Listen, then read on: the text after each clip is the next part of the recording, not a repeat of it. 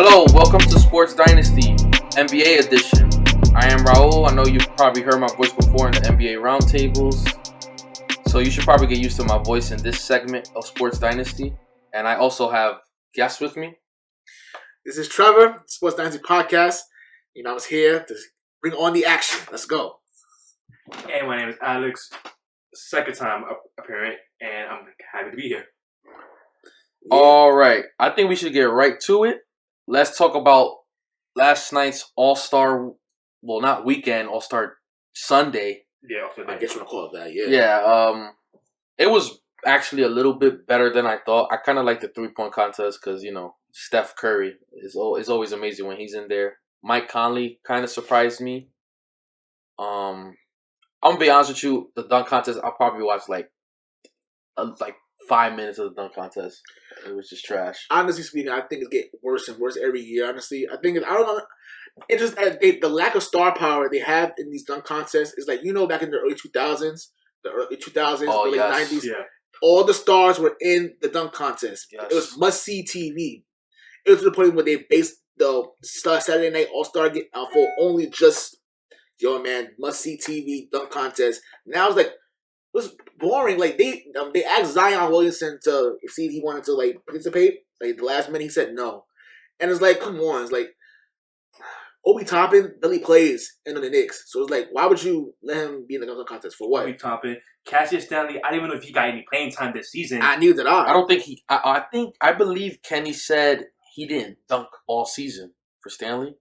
And I know Anthony Simons, he was a decent rotational point guard, but that's what he is, a decent rotational point guard. I think the worst part was it was three guys that's like, even a casual NBA fan would be like, who are these guys again? Exactly, that's my point. I mean, and I understand you did three people because it was during the halftime of the actual game itself. But it's like, come on, it's either do it right or don't do it at all. Like, you could have did something else, right? Honestly, I didn't know who Anthony Simmons was. I found out about him in last year's bubble when we played Portland, and the Lakers played Portland in the playoffs. Yeah. That's where I found out about him. Like Cassius Stanley, I'm like, who the hell is that? I know Obi Toppin was obviously for the Knicks, rookie, right? But he's a rookie. He doesn't even play. Like, what the hell? Like, how can you get? I'm gonna put him in the dunk contest. And you never see him dunk because he barely even play. You know what I'm saying? It's like, that's pretty dumb. But the lack of star power, and it's gonna continue as the years go on until you have the stars say, "Figured it. I'm gonna go in there and just do it." Exactly. But my thing about the dunk contest is that ever since last year's, even though the ending sucked last year, it was pretty good because I think Derrick Jones Jr. and Aaron Gordon was trading 50s back to back. They put on a show until 9 happened. D-Wade. Exactly. Yeah. but as of late, the dunk contest has been very, very hit or miss. It's like what Trevor said. That little from 2000 maybe to 2000 to 2008. When Dwight Howard won it. When Dwight Howard won it. That was probably that era was probably the best, I would say. Because it was such a variety. Like, for example, Jason Richardson. Like, he wasn't a superstar, but he was amazing in the dunk contest. Who else? Like Gerald Green, you said. There was so many. Nate Robinson. There was so many different. Andre Iguodala. Yeah, that 2006 level. Yeah, there was so many different dunk participants back then. But how about that All-Star game? So I thought it was going to be utterly trash. But it was more on the entertaining side because Steph and Dame was just lining it up, man. Yeah. It was kind of fun to watch, bro. And it also shows, even though, LeBron's really good at picking, he's won, ever since they changed the format, he's won every single year. Every single time. He knows how to draft. He does. So, who knows? Maybe him being the GM or something. Maybe something could happen. I would love that. Yeah, we seen that before in Cleveland. That don't work out too well. He does have a chip, so you can't deny that. Steph and Dame, dudes is literally shooting from half court. This is unbelievable how these two guys could shoot from anywhere in the court. And it kind of looks like they shoot such a high percentage. It's just insane, It's bro. crazy when you can shoot from that far and you actually have to guard it. Because it's like, they probably still going to hit this because it's them. Right. And that's why, honestly, that addition to the three-point contest, go back to that the deeper three. the Mountain Dew ball. Yeah. I call it the Curry 3. The Curry 3, yeah. Curry Land. Like that is made for Steph and Dame, and I wish Dame was in the 3-point contest as well. Imagine if Mike Conley, because he put on the show as well. He sure did. Mike Conley, Dame, and Steph in that final round. That would have been amazing. That would have been amazing to watch. Because Jason Tatum, although he did perform well in the first round, you could tell in the second round he was clearly outmatched. Yeah, especially since Mike Conley shoots 42% from 3, and Steph Curry is Steph Curry. Exactly. But on a side note, I bet 500 on Team LeBron. That was the easiest money I've ever made, man. It was -4 for Team LeBron, man. They won by 20. They won by 20. Easiest money I ever made. After Dame called game. After Dame, yeah. And, he called and what made that bet so easy was Joel Embiid got hit with the COVID protocol. Yep. Very, very late into it. No Devin Booker. Got hit by Mike Conley. And the captain himself wasn't playing. It doesn't help. Also, with Kawhi Leonard, you can clearly see it. He did not feel like being there. Yep. I'm glad you mentioned that because that is true. And it goes to, I think we talked about this on Saturday, especially with how and it's supposed to be in Indianapolis. They moved to Atlanta because, it's a lot more lax with the COVID protocols in Atlanta. But you can tell the players didn't want to be there. When the best player in the world says, listen, we should have this game. Y'all do it because y'all want to make up for lost revenue. Clearly, they didn't want to be there. Obviously, y'all just wanted to put it there just to make money because let's be honest, the contest, the collection of people you had there is like, come on, you wouldn't do this in a regular, in a All-Star Saturday night when it's a regular pre-COVID. Exactly. You wouldn't have done this. Right. Like, literally, the 3-point contest literally saved this from being an ultimate disaster. It did. Let's be honest. And I think that the NBA, how they've handled COVID this year, I'm like, why didn't you just handle it like you did last year? Last year, I did a really good job last year doing it. This year is like, all right, we're trying to make up for lost money. And it's like, you can't do that. Because at the end of the day, it's like, do you really care about the health of these players? Think about it. Some of the best players, or like you said, Embiid got hit by the COVID protocol last minute. Mm-hmm. Both him and Ben Simmons did. Him and Ben Simmons did. You know what I'm saying? Most of the people who voted for them to be in the game, obviously, can't play. So it's like, it's kind of like took it away from it. They was like, it was over.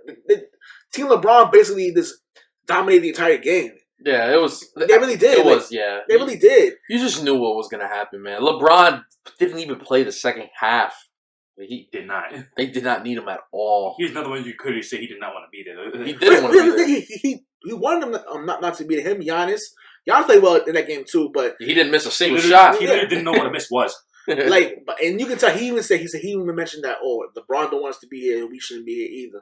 LeBron's the leader of the league. Yeah, it just proved that this I personally think shouldn't have happened. You should have did what you did with the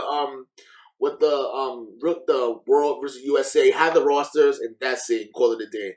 I mean, because honestly, that would have been a waste of time too. Because I'm not gonna lie to you, who really watches World versus the Rising Star Challenge? Yeah, I stopped watching that shit after when it was rookie versus sophomore. I used to watch it every year. I liked it. That format was good. When they changed it, I stopped. I think the last time I've seen a Rising Star Challenge was when Kyrie Irving murdered Brandon Knight's ankles. That's also the Kyrie Irving Dion Waiters duel, isn't it? I don't think so. I think it was Tim Hardaway and Dion Waiters. Oh yeah, that's right. Tim Hardaway and Dion Waiters. I'm mistaken.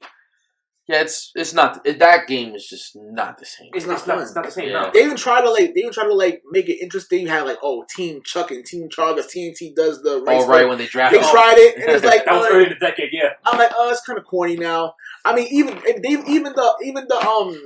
the celebrity game, even though it's hokey, they didn't have it this year, but it's hokey. It's kind of like playful and everything. They do what they can to make it that a little interesting. Right. But it's like, there was no need for the entire weekend by itself. There was no need for it. You should just focus on them getting rest. Because remember, except for the team like the Lakers and the Heat, we only had 6 weeks to prepare for next season. Right. Yeah, it was so unfair. That's also I'll get into that point later, but so it's halfway through the season. What would you guys say is the biggest surprise so far of the season? I'll go with one good and one bad. All right. The biggest surprise is the New York Knicks. For sure. Yes. For sure. They are I'm pretty sure they're projected to be a bottom 3 seed again before the season started. People were ripping Julius Randle and that team. RJ Barrett looked like he was just another inefficient Andrew Wiggins. Right. And this year, they have an identity. It changed. Their defense. They lock up. I think, and you probably will agree on this too, the signing of Leon Rose in the offseason, they needed an identity and they found the identity. Right. And honestly speaking, Julius Randle's playing out of his mind right now. You see him; he's comfortable. You see he's very confident, and you're going to see the resurgence, resurgence of how much to say, RJ Barrett. Yeah. You mentioned that. We good for him. Now he's playing like, all right, fine. This is my playing team. well. He's playing well. My team, and it's good because it's good for the league. The league does well when the Knicks are good. Yes. And even though the Brooklyn Nets are record-wise better, they got the star power there. Let's be honest. This is still a Knick town. It's not the same. It will always be Knick town. It's always be Knick town. There was one thing someone told me, and I just totally agreed about it. It just shows the differences between the two New York teams. They said the Brooklyn Nets could make the Eastern Conference Finals and lose, and if the Knicks advance a single round, they would have a more exciting season in the city of New York. Absolutely.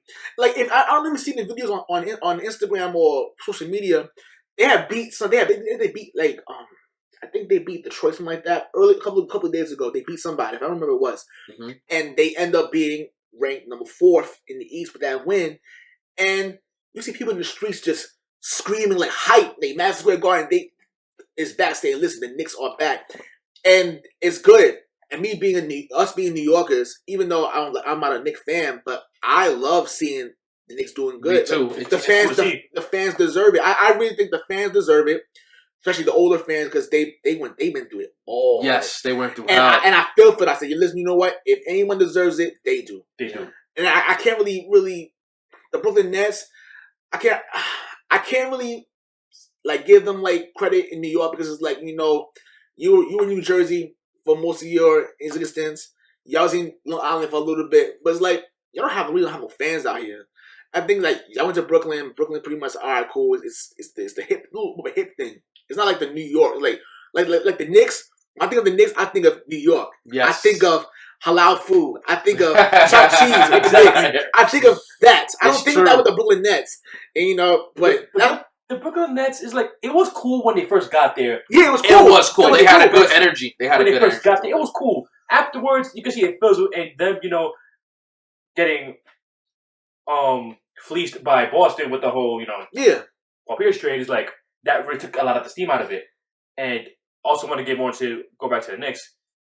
This, you could say, changed the narrative of Tom Thibodeau a lot. It did. This season for the Knicks. He kind of revived himself because he brings spunk to a team. Exactly. Which shows how bad of a franchise the Minnesota Timberwolves is. It also does. It also relates to how New Yorkers are. Tom Thibodeau is like a blue-collar kind of guy. Yeah. His personality relates to a lot of New Yorkers in the New York area.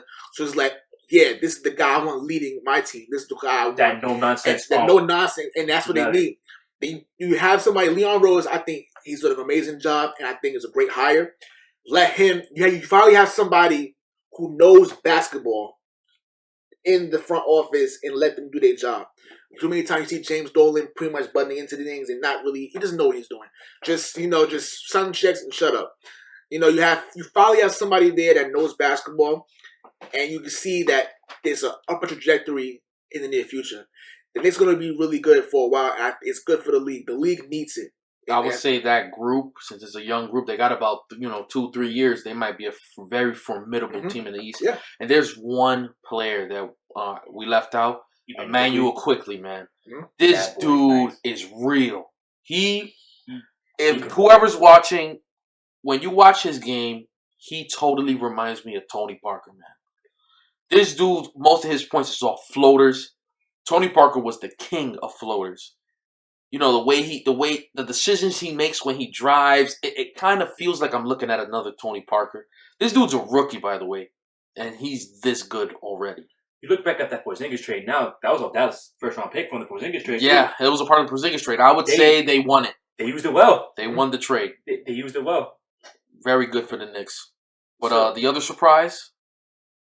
In terms of positive, I could say, in terms of positive, the Utah Jazz. The Utah Jazz for sure. For them having the best record in the NBA as a whole.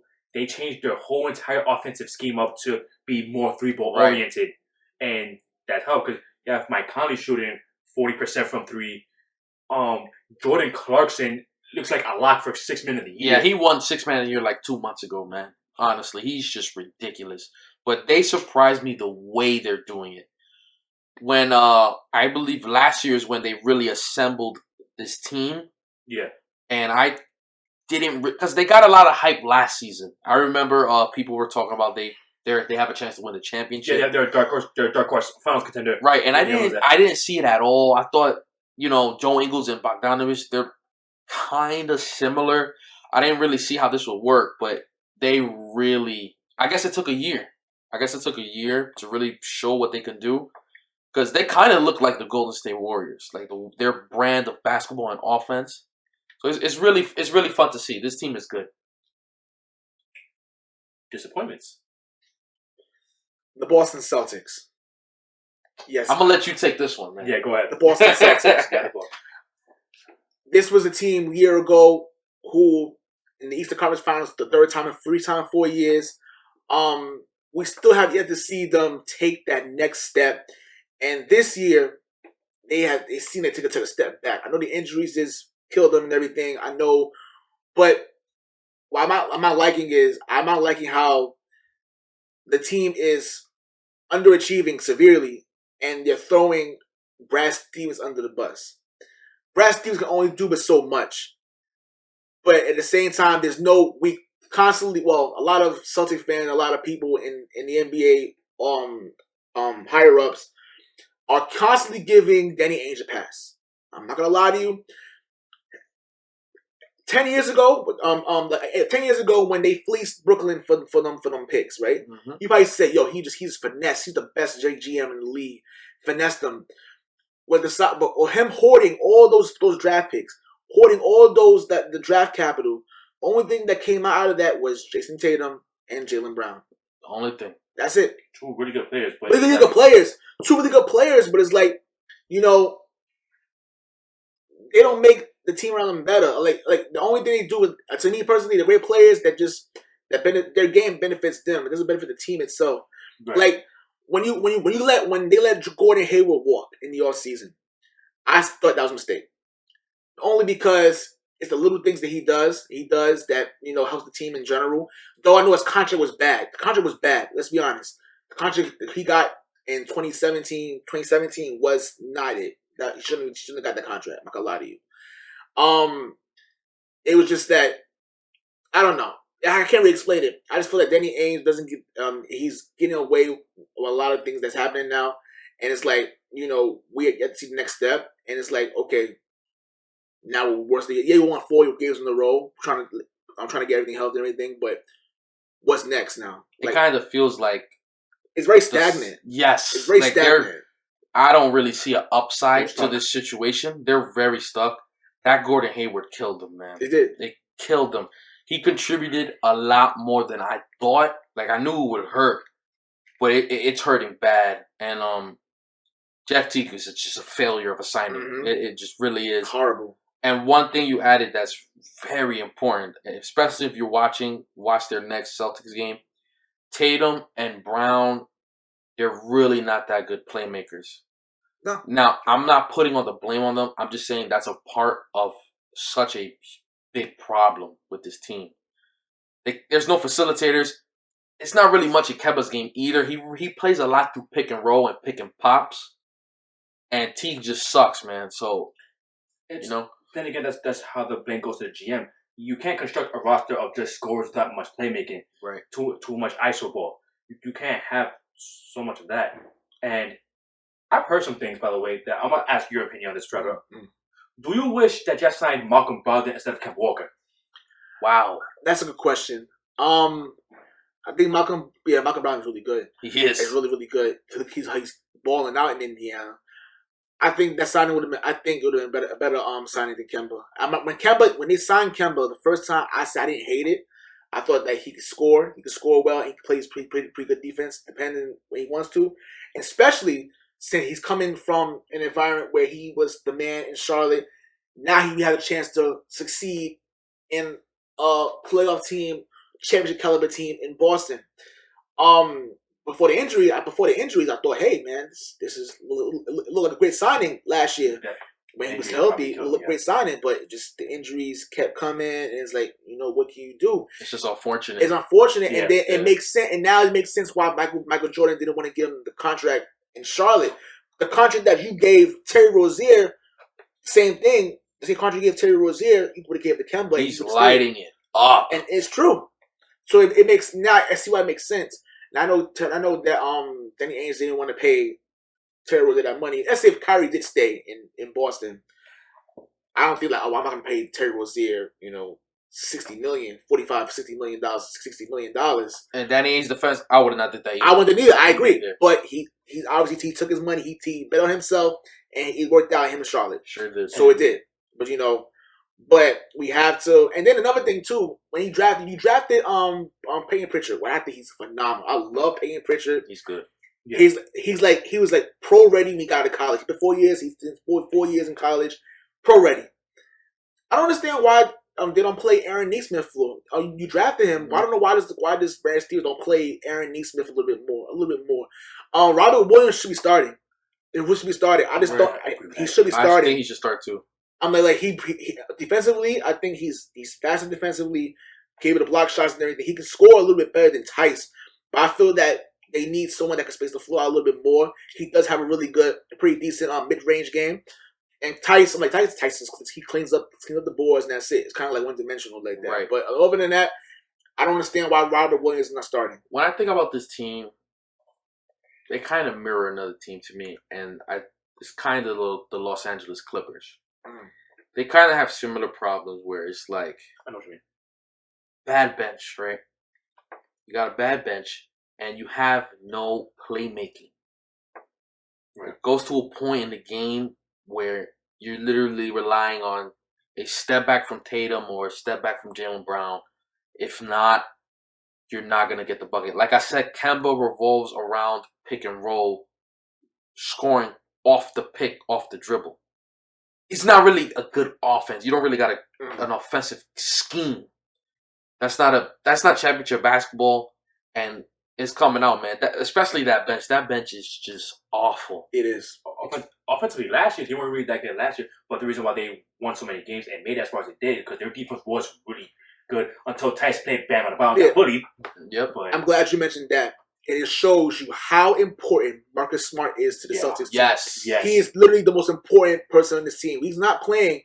The defense struggles tremendously. I think a couple of nights ago, they played against Toronto. Toronto has been battled with injuries all year, and he gave up 70 points. I think he had Lowry and Booker.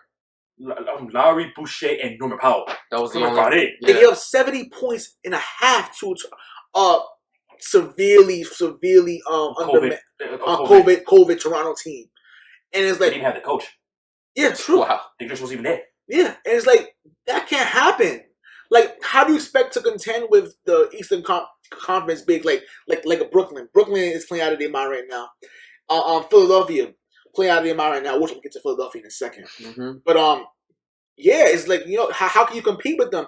The Knicks, at least with the Knicks, they are competitive. They play competitive. They fight and they fight hard every game. When you're a top 3 defense, you always have a shot. Yeah. You have a shot. And sometimes I feel like, they don't even try on defense a lot of time. That can't happen. You know what I'm saying? That's just my issue with them. Like, I watch the games more and more now because before I didn't get a chance to kind of get to see that much because I didn't have the league pass and not to watch them only televised or the Knicks are playing them or the Nets playing them.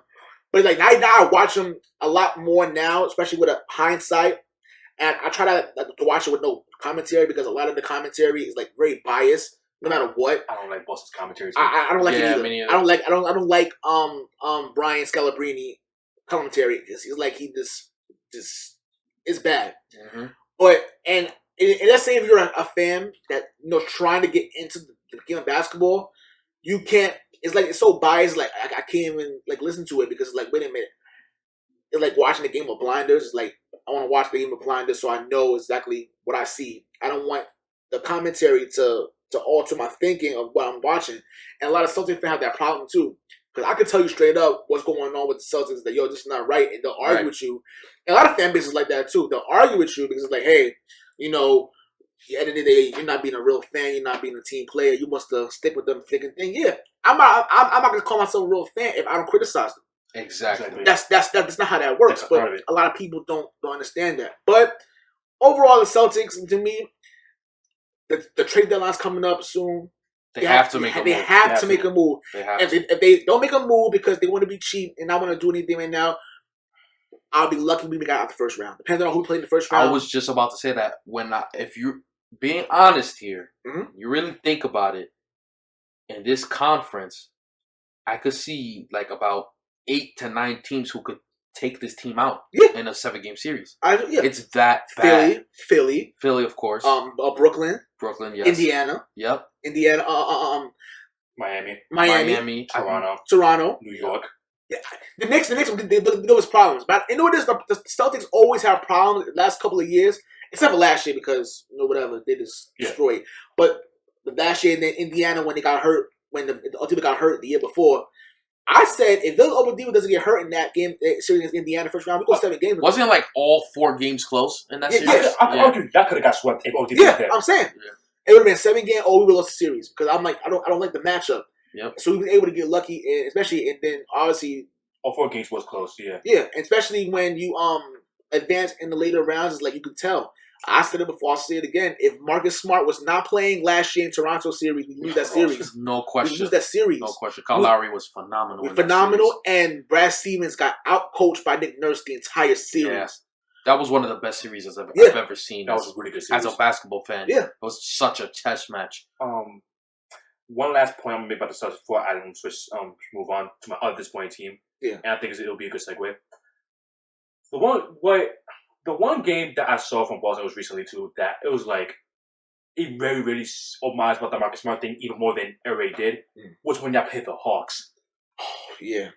When Gallinari and Trevor pretty much got 40 each. Oh my God. Yeah, that was bad. The game was over. The game was over by halftime. Like, I'm watching it, like, y'all have no fight whatsoever on Boston. They had 0 fight. They kept tapped out after halfway through the second quarter. That was the game where they pretty much just destroyed them. Like, national media was destroying Brad Stevens, saying, "Yo, you're the coach. What's going on? Like, you're not." They're not prepared to play. It's like it's not much you can do. It's like a chef. It's like a chef. If you give me bulk or half decent ingredients, it's not gonna taste good. You know what I'm saying? He can only do but so much. It's like, listen, the injuries happening, and it's only do but so much. And yes, does Brad Stevens deserve to be accountable for certain things? Yes, of course, he's a coach. Yeah, sure. But at the same time, basically put the whole blame on him, to me, is wrong. It's wrong. It's Danny Ainge. It's Danny Ainge. Danny Ainge, and I said the same thing about Doc when he was in the Clippers. Yeah. Danny Ainge has been living off that 08 championship for far too long. Yes. Yeah. He's been living off of it, and they feel that, he can do no wrong. I'm sorry. 2008 is over. You know what I'm saying? It's over. It's time for us to move on from that now. You have a team that could arguably could have won the championship last year. They could have if they were in. Hardhead was in it. I personally think so. They were a great team last year. The great team last year. They were a great team. You know what I'm saying? It's just, at least make a finals appearance. Make a finals appearance at least. The problem with a lot of Celtics fans, a lot of people in the Celtics media, they feel that, we're good. Oh, that one championship was good enough. No. Definitely not. No, and they talk as if they went to like 3 or 4 or 5 finals, and I'm like, I don't like that. I don't like that. Like, you can't beat your chest for mediocrity. I'm sorry. Like, it's good enough. They continuously made the conference finals and losing to LeBron James until last year. Yeah. They lost to a Miami team, which they clearly, I'm be honest, they should have won that series. That's what I'm saying. They shot themselves in the foot way too many times in that series. And like in 18, when they lost to Cleveland in Game 7, I said, listen, y'all playing hero ball too much. That was a series that y'all could have beaten them. Because that Cleveland team was ass. Garbage. And they had no chance against Golden State. I knew it going in, they had no chance against Golden State. At least we could have won 1 or 2 games against Golden State that year. Maybe 1 against 2 games. Would have lost. But that Cleveland team, when they beat us in 18, like, y'all had them, and y'all let them off the hook. Pretty much. It's a young team, I let it rock. But last year... Shout out to the late Dennis Green, by the way. Yeah. Last year, there's no reason why you should have lost to Miami. Miami made it to the finals just strictly on just pure adrenaline and instinct. Yep. But there's no way you should have lost to them. And that right there should have been like, all right, we need to do something now. So, all right. Moving on to another disappointing team, the Atlanta Hawks, who also recently fired Lloyd Pierce, which I think that was wrong. I do not like the firing either. Yeah, because I like Lloyd Pierce. Because I'm gonna be honest with you, there were games where Trae Young was injured. Yeah. Bogdanovich I feel like, having played since the beginning of the year. Rashawn Rondo's been in and out the lineup. Chris Dunn, I don't even think suited up. Their signings is just failing, man. And Clint Capella, when he was been playing though, he's been playing right. Great. Yeah, he was in a very good stretch. Yeah, Clint Capella. He had a great season, but you know who I'm most disappointed the most in that team? Cam Reddish. The thing with Cam Reddish is he's a good defender.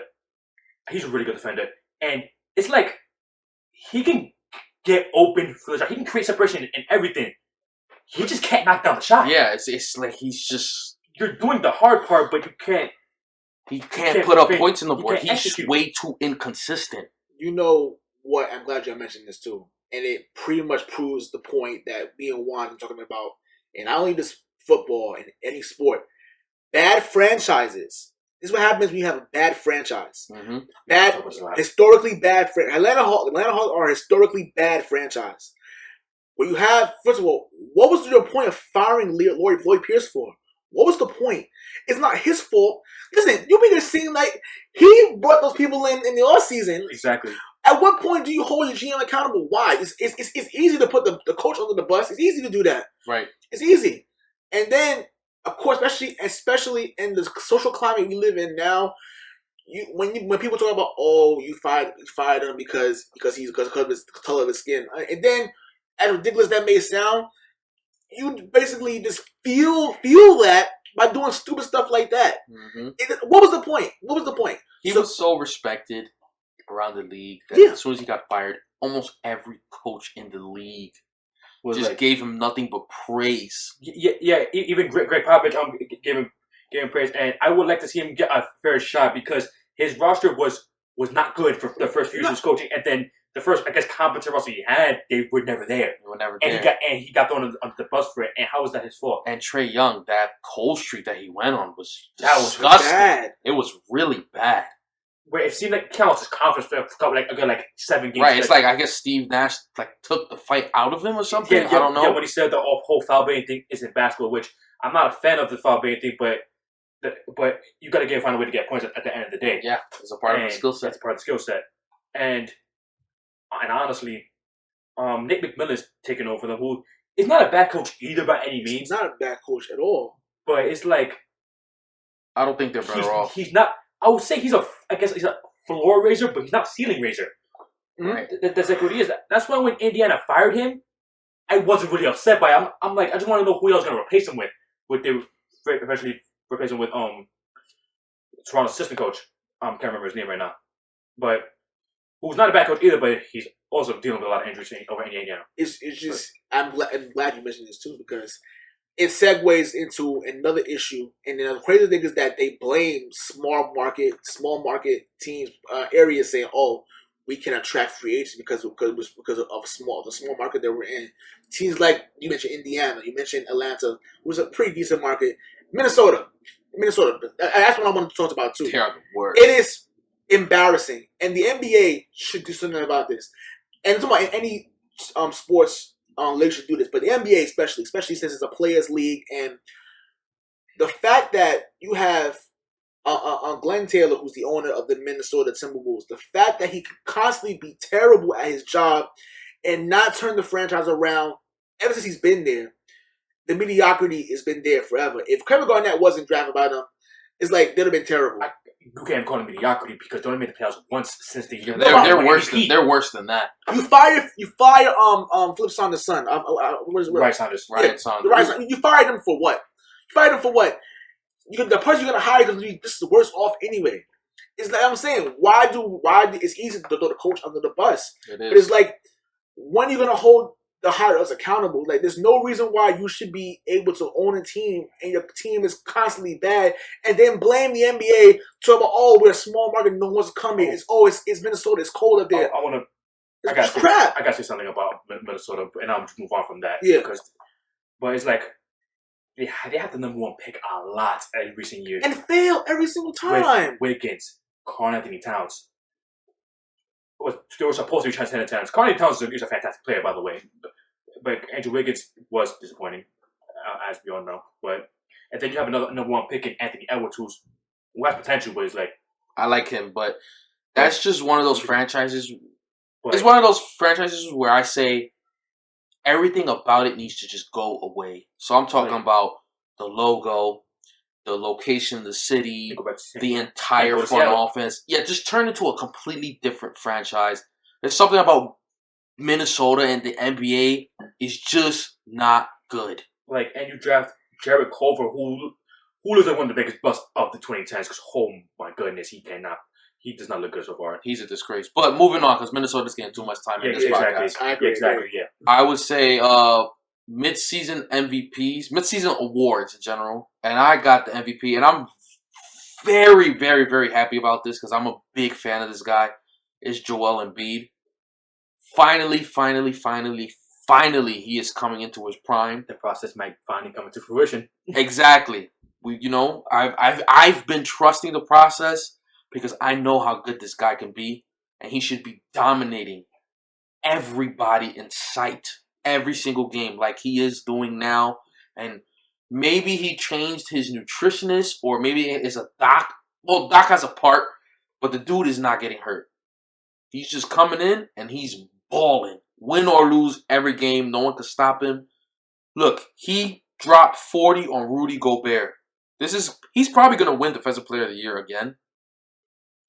And he's dropping 40 on him.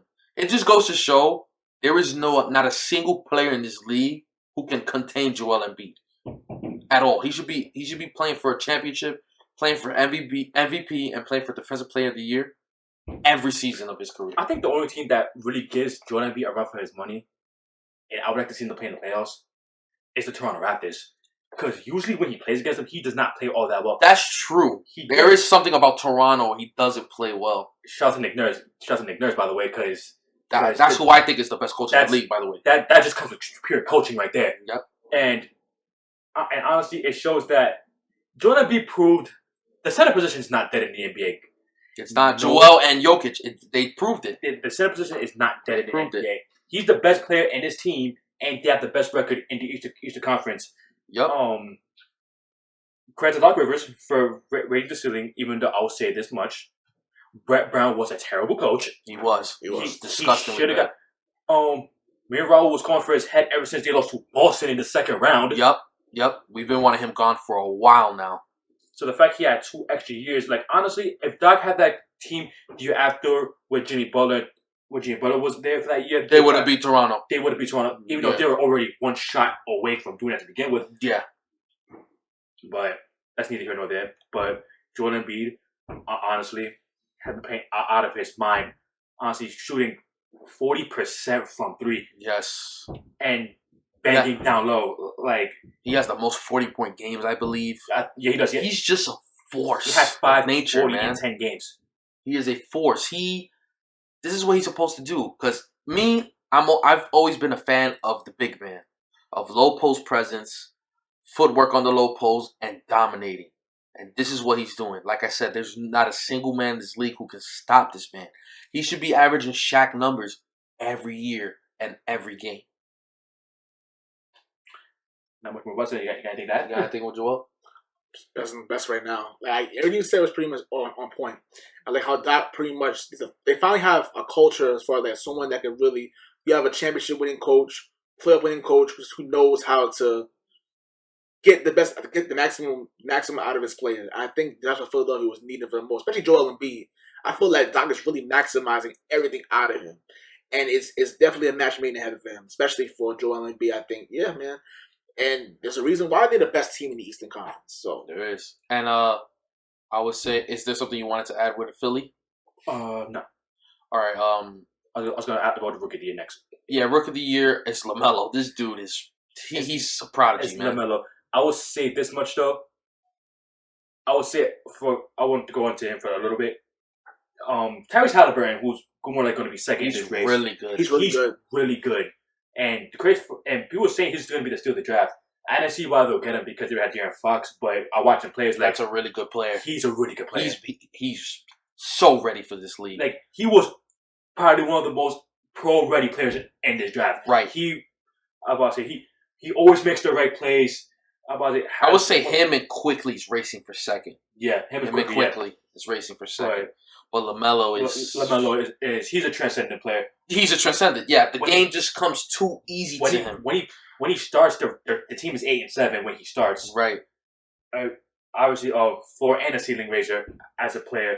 One of the best playmakers in this league already. And he's what Lonzo Ball I feel like should have been.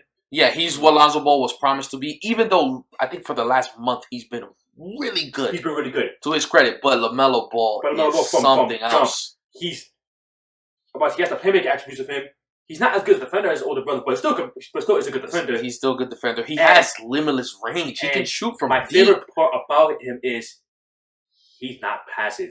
He is aggressive. He will score if he needs to. But we all know that when he was in high school, man. That dude wants to get buckets. He knows how to make his teammates better. Can score the basketball and a pretty good defender. He's a very complete player. He has the whole package already. And I think Michael Jordan gave him praise recently too. He did. He did, right? He did. He said he's exceeding their expectations, exceeding them, and he was the most. LaMelo Ball was the most boom or bust player from this draft to me. He needed to be really good, which is what it looks like right now. Right. He could have been really bad. It just looks like this game is too easy for him. That's how it looks. Every game because he plays with this smoothness. It just feels like he's at ease all the time.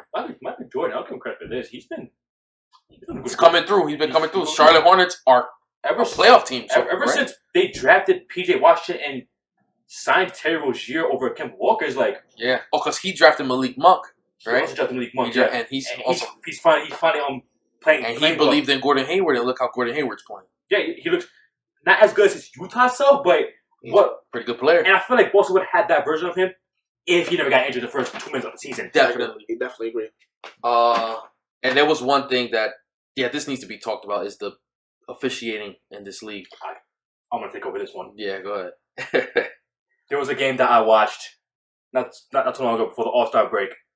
It was the Utah Jazz versus the Philadelphia 76ers. Oh yeah, that was bad. That was bad. It was before everything happened. It was a fantastic game. Best in the West, best in the East, going against each other. A potential finals matchup, if you will. It can happen. So I remember going to the fourth quarter, Utah up by 6, and Philadelphia starting to get it going, starting from a Dwight Howard 3-ball. And Philadelphia started to get it going, and they're pretty much exchanging. Utah's up by 3 with around 30 seconds left. Donovan Mitchell drives to the paint. Joel Embiid blocks him. He gets it back. He actually got fouled when he got hit in the right arm. They didn't call it.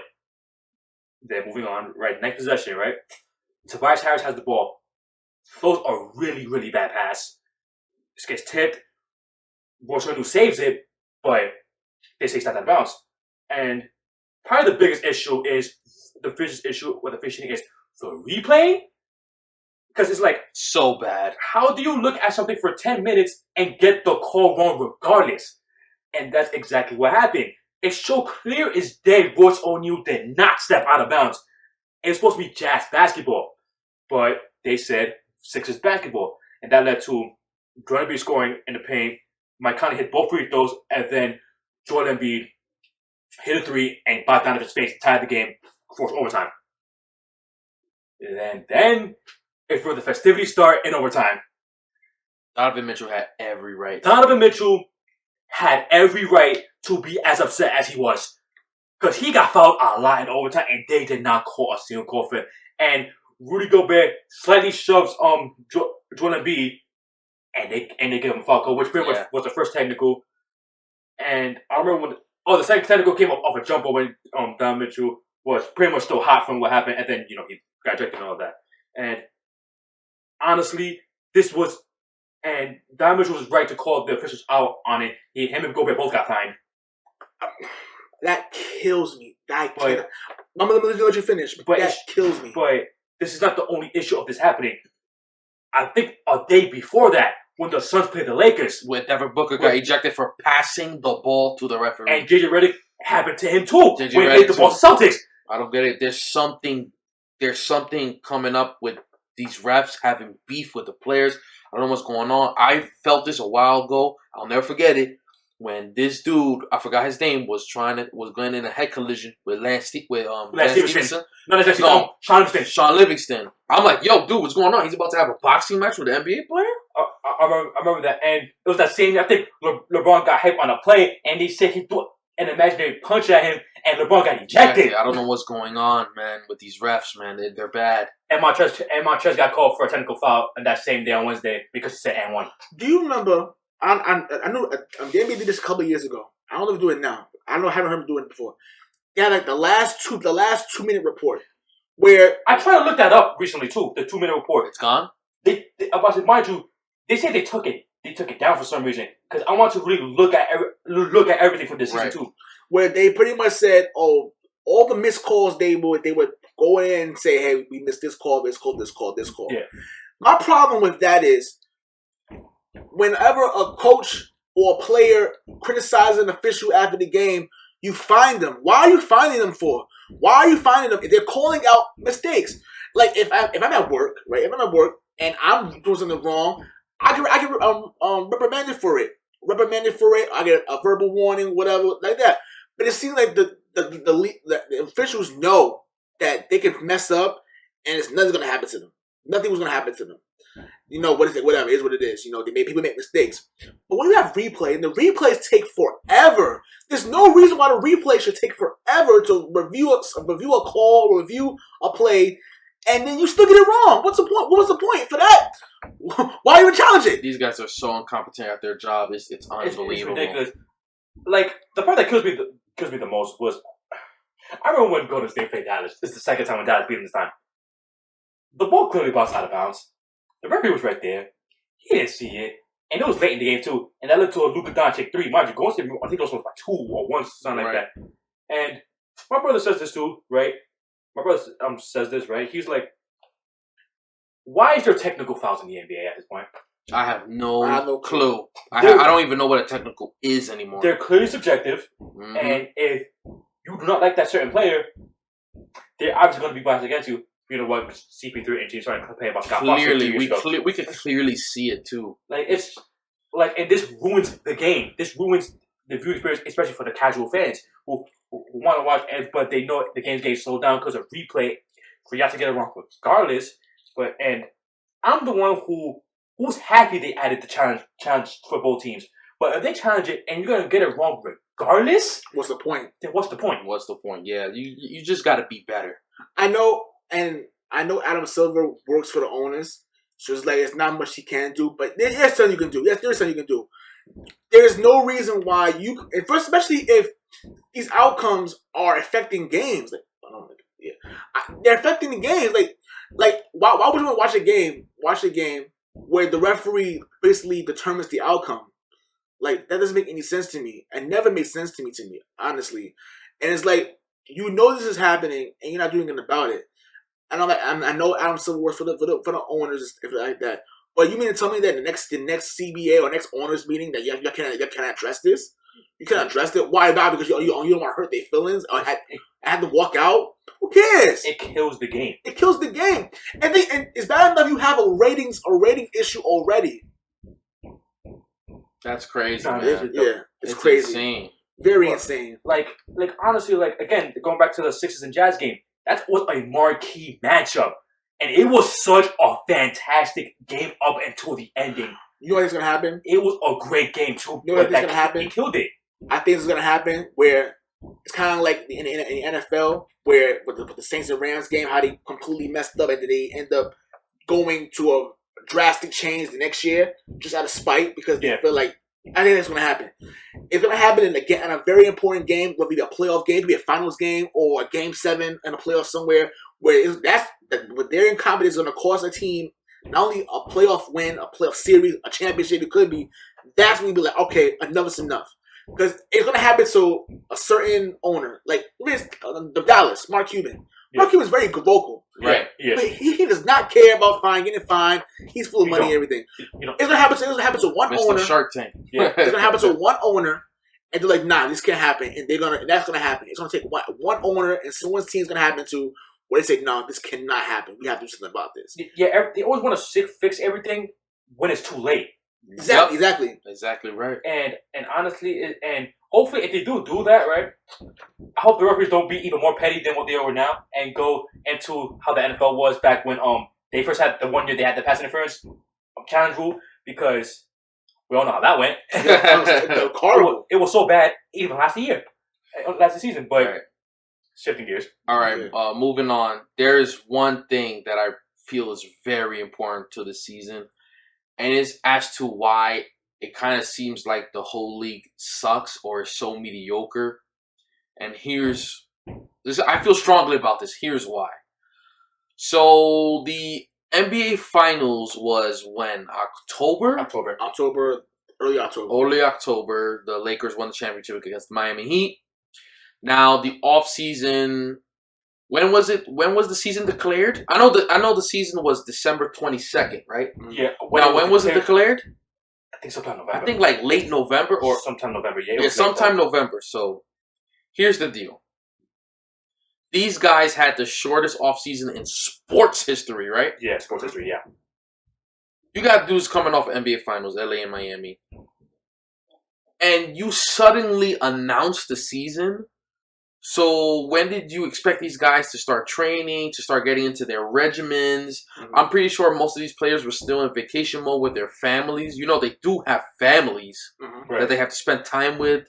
And some of these guys are rhythm guys. They got to ease into their regimen to prepare for the season. Even LeBron James was in a podcast and he said when the season was announced, he hadn't touched the ball. You know what I'm saying? So, and you can see it. Some of these teams, there's a lot of guys in slumps. There's a lot of teams that just can't figure things out. And there's some teams that had slow starts, like the Eastern Conference champions, the Miami Heat, had a ridiculously slow start. Right. And then the COVID thing did not make it better for them to get together. The Toronto Raptors is another one. Another team. Had a really slow start. They were worse, I think, than Detroit at one point. Yep. And then they're playing in a whole nother country. That too. They're playing in Tampa. They're not playing in Toronto. It's like, what did you want them to do? And I agree with that too. And then you notice that, I don't know if it's pretty obvious now, the teams that were eliminated early on in the postseason or didn't make it at all, because remember, the Knicks haven't played in a year. Yeah. Because after COVID, after March, they haven't played again until December. You got a whole 9 months to prepare, and they're good. The record, they're playing well, and they had the time to rest and prepare. Teams Utah, yeah. Teams like the Celtics. The Lakers started had a shaky start. They were forced to 4 in a row a little bit. It's like they're tired. Miami struggling a lot. The point is that it was no time to really prepare, and I get why they wanted to do it. They wanted to keep it in time frame so it would even up to the other seasons where you're not really too much of a layoff. But it's like it looks like it's a money grab to me. Yeah. Like it's a money grab. It's a problem when LeBron, the best player, is complaining, saying, "Yo, man, why are we having this 6 weeks later after a championship, 6 to 8 weeks, 7 weeks, going back to playing again?" You know what I'm saying? It doesn't. And then you give them, and then suddenly again, All-Star.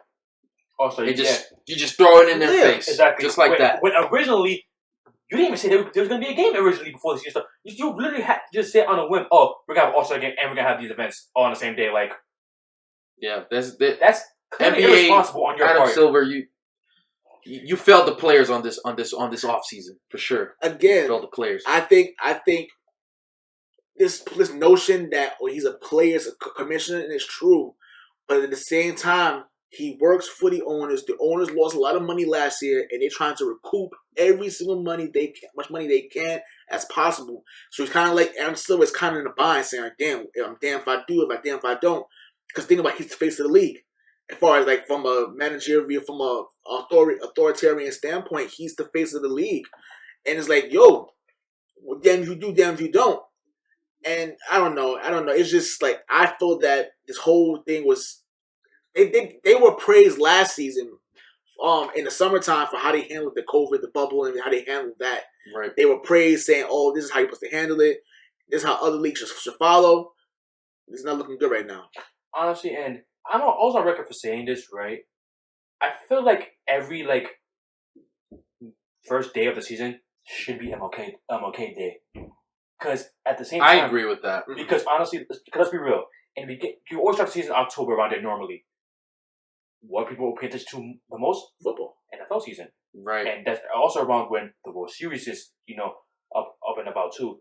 You're not going to get that much ratings in the beginning. Christmas is usually your day, right? Yes. And even I heard the NFL might start adding a game or two on that day. They do it because they do it to get a revenue. Say, hey, we play Christmas Day too. Because I remember one year, let's say if Christmas falls on a Sunday, right?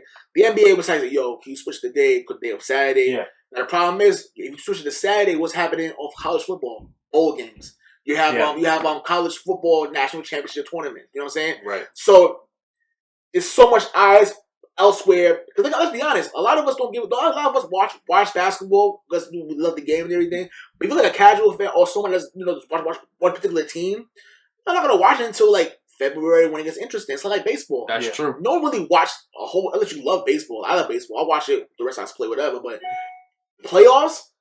If the rest of us not in the playoffs, I don't care. I don't really care about watching. There's no interest in me watching the World Series like that if my team not in it. Yeah. And there's people like that. It's like you want to make them interested as much as possible. And I feel that that's an issue. I believe it's all about fan interest at the end of the day. So it's all about fan interest. Yeah. MLK Day is actually a perfect day for start the season. Yeah, because MLB's in the off season.